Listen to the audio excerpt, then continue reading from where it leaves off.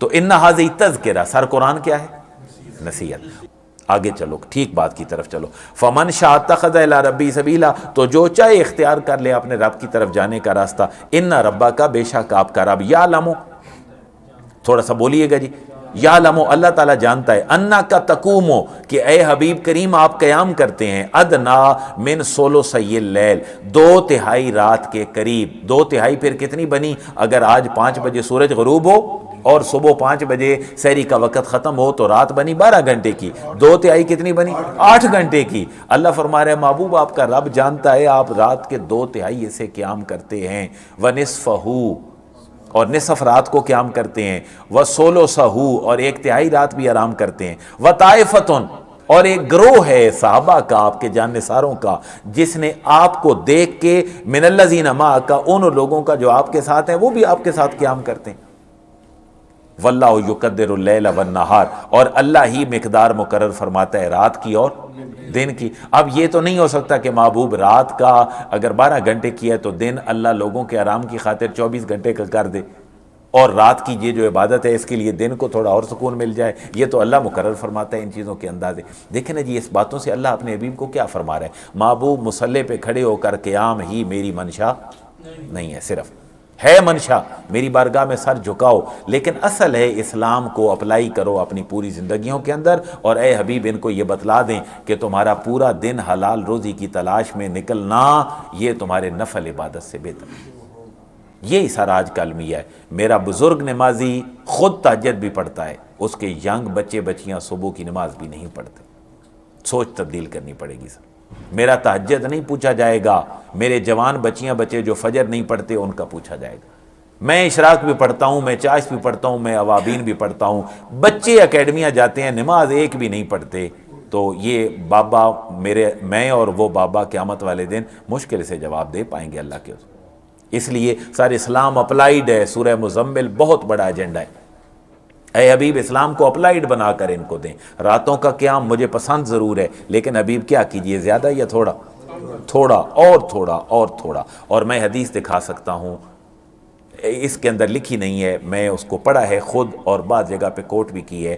نبی پاک صلی اللہ علیہ وسلم نے آفٹر عشاء حلقہ بنا کر بیٹھ کر گفتگو کو منع فرمایا، ناپسند فرمایا، اور وہ بارگاہ ہے مصطفیٰ کریم علیہ تحیت و ثنا کی بیٹھنے والے صحابہ ہیں، وہ بھی پسند نہیں کیا حضور نے۔ تو سر میری اور آپ کی ساری رات کی محفلیں چوری کی بتی پر اللہ کو کیسے پسند ہوں؟ اللہ تعالیٰ کو یہ نظام نہیں، اپلائیڈ نظام پسند ہے۔ واللہ یقدر اللیل، اللہ ہی مقدر فرماتا ہے، مقدار مقرر فرماتا ہے رات کی اور دن کی۔ عالمہ، اللہ کے علم میں ہے، ان لن تحصوہ، کہ محبوب آپ ہرگز پورا نہیں کر سکو گے اس کو۔ کیسے کھینچ کھچا کر؟ دیکھیں نا جی، سال کے مہینے کتنے؟ یہ قرآن کہہ رہا ہے، سورہ توبہ کی آیت نمبر 36 ہے، اور ان کے اندر پورے سائنٹیفکلی آج کے 12 گھنٹے، اس کے بعد منٹ، سیکنڈ، ہر چیز اللہ فرما رہا ہے۔ محبوب یہ پھر شمار نہیں ہو سکے گی کہ رات کو 2/3 عبادت ہو، دن کے کام کیسے ہوں، دن کھینچ کے لمبا کریں، رات چھوٹی کریں، یہ محبوب معاملہ ٹھیک نہیں ہے، آپ شمار نہیں کر سکیں گے اس کو۔ اللہ کے بنائے ہوئے نظام کی طرف آ جائیں۔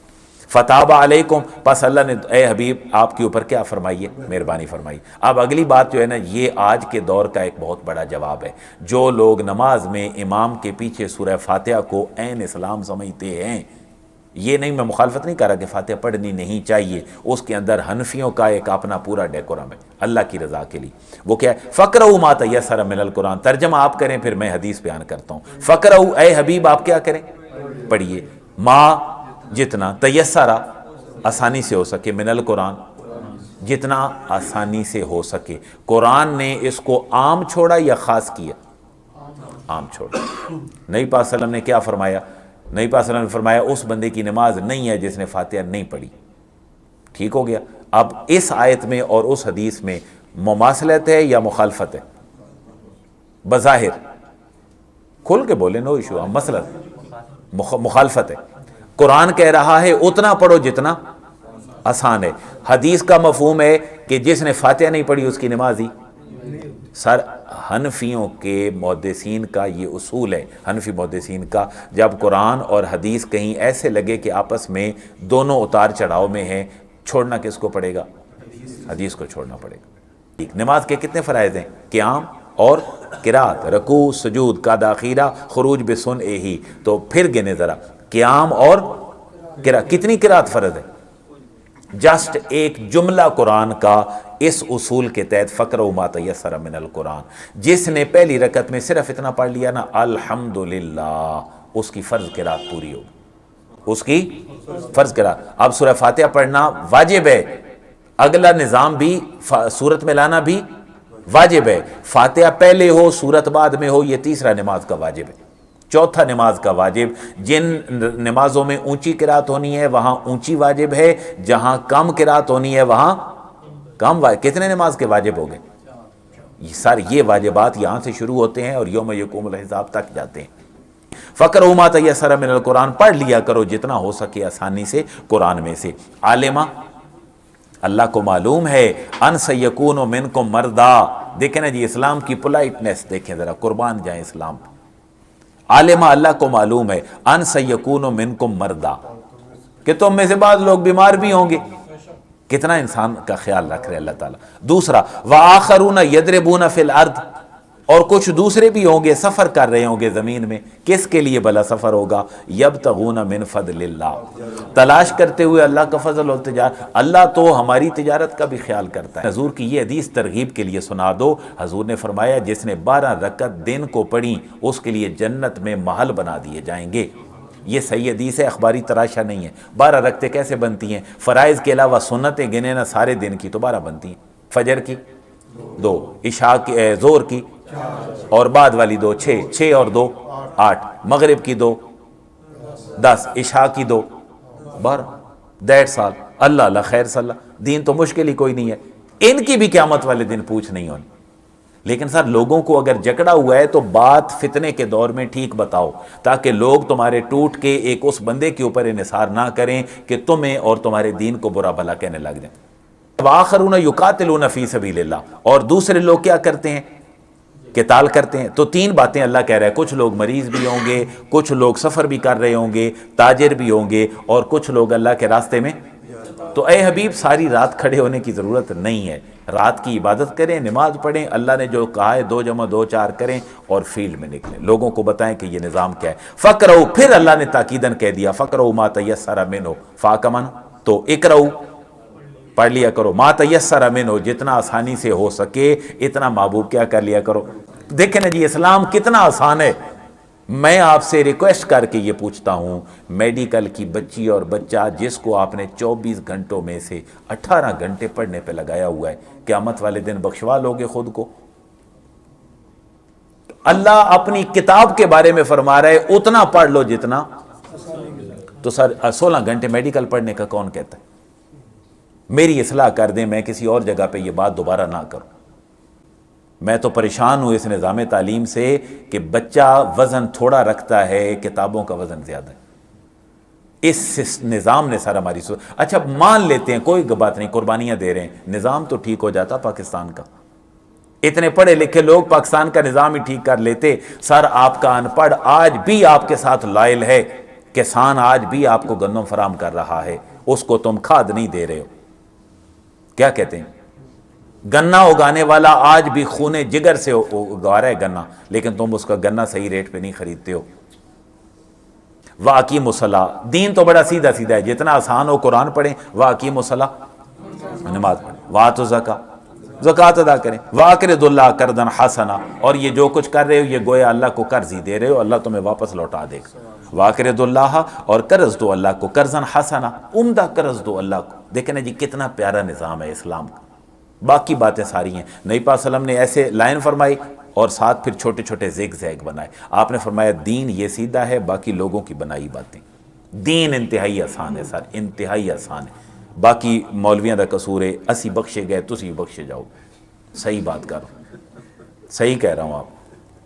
وما تقدموا، لیکن ہمارے پاؤں کی بیڑیاں مسلک، اللہ کی رضا کے لیے قرآن اب میرے ہاتھ میں، ہمارے پاؤں کی بیڑیاں مسالک ہیں.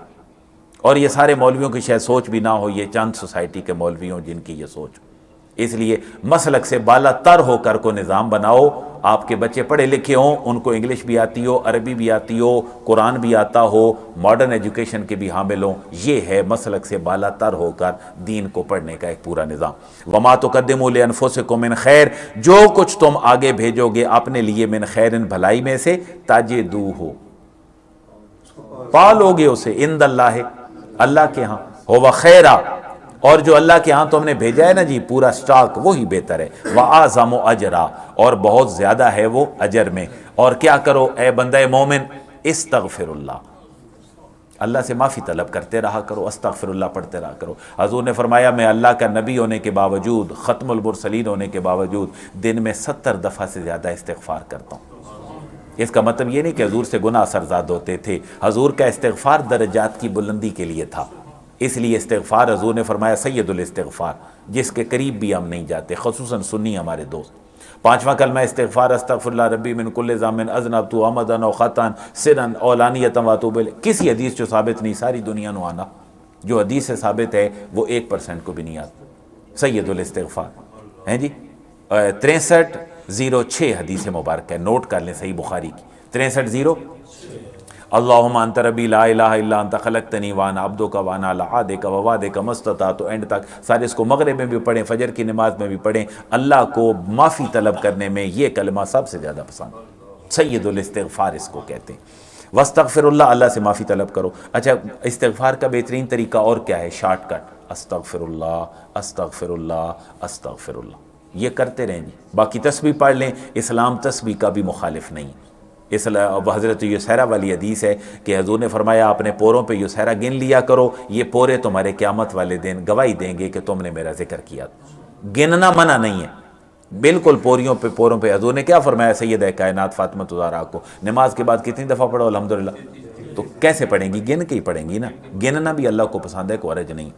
واستغفر اللہ، اللہ سے معافی مانگو. ان اللہ غفور الرحیم، بے شک اللہ تعالیٰ بخشنے والا اور رحم فرمانے والا. یہ 2 حدیثیں سی ساتھ جی. نبی پاک صلی اللہ علیہ وسلم نے فرمایا قیام اللیل، تہجد کی نماز کو اپنے لیے لازم کرو. نظر آ رہی ہے نا سر حدیث مبارک اوپر والی؟ کیونکہ تم سے پہلے کے نیکوکارو لوگوں کا یہی طریقہ تھا، یہ تمہارے لیے اللہ سے نزدیک ہونے کا ذریعہ ہے، یہ تمہارے گناہوں کا کفارہ اور برائیوں سے بچے رہنے کا. ہاں اس میں یہ نہیں لکھا ہوا کہ محفل عشاء کے بعد شروع کرو اور تمہارا ساؤنڈ پورے محلے کے لوگوں کو سونے نہ دے اور تم فجر کی نماز بھی نہ پڑھو. سر میں ان محفلوں کو بھوگتا ہوں نا، اس لیے یہ ٹھیک نہیں ہے نظام. خرچے پہ خرچہ اہل سنت کا ہو رہا ہے، اصلاح نہیں ہو رہی سوسائٹی کے اندر. سر ایک حدیث مبارک ہے جو نبی پاک صلی اللہ علیہ وسلم تہجد میں پڑھتے تھے، اللہم لک الحمد، اے اللہ تیرے لیے تعریف ہے. ذرا عربی پہ غور کر لیں تاکہ ایک دفعہ تو زبان سے ہماری بھی نکل جائے نا جو حضور کی زبان سے نکلی. باقی پیج آپ کو مل جائے گا، آپ اس کو رٹا مار لیجئے گا. اللہم لک الحمد، اے اللہ تیرے لیے تعریف ہے. انت نور السماوات والارض، اللہ تو آسمانوں اور زمین کا نور ہے. ومن فیہن، اور جو کوئی زمین و آسمان میں ہے اللہ تو اس کا بھی نور ہے. ولک الحمد، اور اے اللہ تیرے لیے حمد ہے. انت قیم السماوات والارض، اے اللہ تو قائم رکھنے والا ہے آسمان و زمین کو. ومن فیہن، جو ان کے اندر ہیں. وَلَكَ الْحَمْدُ، اور اے اللہ تیرے لیے تعریف ہے. انت الحق، تو سچا ہے. وَوَعْدُكَ حَقٌّ، تیرا وعدہ بھی سچا ہے. وَقَوْلُكَ حَقٌّ، اللہ تیری بات بھی سچی ہے. وَلِقَاؤُكَ حَقٌّ، تیرے ساتھ ہم نے ملنا ہے مرنے کے بعد، تو دیدار کروائے گا، یہ بھی حق ہے. وَالْجَنَّةُ حَقٌّ، جنت بھی حق ہے. وَالنَّارُ حَقٌّ، دوزخ بھی حق ہے. وَالسَّاعَةُ حَقٌّ، قیامت کا آنا بھی حق ہے. وَالنَّبِيُّونَ حَقٌّ، اور انبیاء کرام بھی سچے ہیں. وَمُحَمَّدٌ حَقٌّ، اور محمد صلی اللہ علیہ وسلم بھی. اچھا یہ کہاں پڑھنی ہے؟ تہجد میں پڑھنی ہے. تو محمد بھی حق اور سچ ہیں، تو محمد صلی اللہ علیہ وسلم کا خیال نہیں آئے گا نماز میں؟ یہ کون ترغیب دے رہا ہے؟ نبی پاک صلی اللہ علیہ وسلم خود دے رہے ہیں. محمد بھی برحق ہیں. اللہم لک اسلمت، اے اللہ میں تیرے اوپر اسلام لایا. وعلیک توکلت، تیرے اوپر بھروسہ کیا. وبک آمنت، اے اللہ میں تیرے اوپر ایمان لایا. والیک انبت، اے اللہ میں تیرا ہی نائب بنا. وبک خاصمت، اللہ میں اگر کسی کے ساتھ جھگڑا بھی تو تیری خاطر. والیک حاکمت، میں نے اپنا فیصلہ بھی تیرے سپرد کر دیا. فاغفر لی، اللہ مجھے بخش دے. ما قدمت وما اخرت، جو میں نے اعمال بھیجے اور جو میں نے اعمال کرنے ہیں. وما اسررت وما اعلنت، اللہ جو میں نے چھپ کے کیے ہیں کام. وما اعلنت، اور جو میں نے اعلانیہ کی ہیں، انت المقدم، اللہ تو ہی آگے ہے، تو ہی مقدم ہے، وانت المؤخر، اور اے اللہ تو ہمیشہ سے ہے، ہمیشہ کے ساتھ رہے گا، لا الہ الا انت، کوئی معبود نہیں ہے سوائے تیرے، اور لا الہ غیرک، اور اللہ تیرے علاوہ کوئی معبود۔ سر یہ اخباری بات نہیں ہے، یہ کہاں لکھی ہوئی ہے؟ ذرا ریفرنس پڑھیں، صحیح بخاری حدیث نمبر 6317، راوی کون ہے؟ حضرت ابن عباس۔ سر یہ تہجد کی دعا ہے، اگر کوئی تہجد پڑھے تو اس کے اندر پڑھے۔ میں تہجد کی ترغیب بھی دیتا ہوں آپ کو سر، لیکن میں ایک ریکویسٹ بھی کرتا ہوں، تہجد ضرور پڑھیں، ساری زندگی پڑھیں، لیکن اولاد کو فرض نماز کی طرف پہلے لائیں۔ آپ مسجد میں بیٹھ کر 500 دفعہ تسبیح نکال کے گھر آئیں اور بچے فجر کے لیے اٹھیں بھی نہ، یہ تہجد منہ پہ مار دی جانی۔ یہ اشراق، یہ چاشت، یہ ساری باتیں، سر اس بات کی طرف آ جائیں ہم، اس کے بغیر چارہ نہیں۔ سوسائٹی بہتر نہیں ہو رہی سر۔ اسلام اپلائیڈ اسلام ہے، اسلام کہتا ہے مجھے نافذ کر دو۔ کہاں نافذ کر دو؟ اپنی عدلیہ میں، مقننہ میں، انتظامیہ میں، اپنے گھروں میں، اپنی بچیوں بچوں کی شادیوں میں، اپنی بچیوں بچوں کی پڑھائیوں میں، مرنے میں، لباس میں، شکل میں، ہر جگہ پر تم، اللہ فرما رہے میرے اس نظام کو نافذ کر۔